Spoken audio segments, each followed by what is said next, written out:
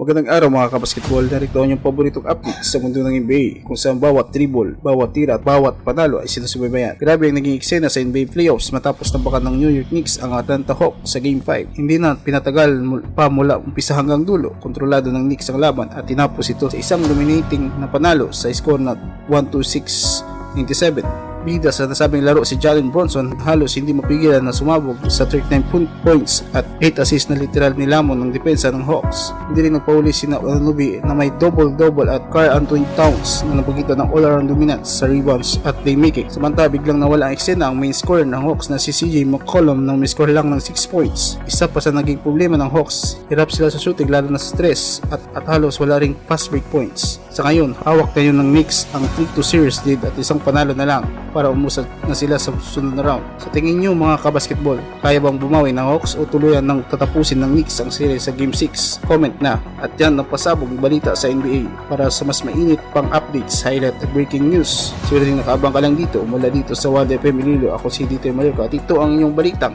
NBA kung saan laging panalo ang balita.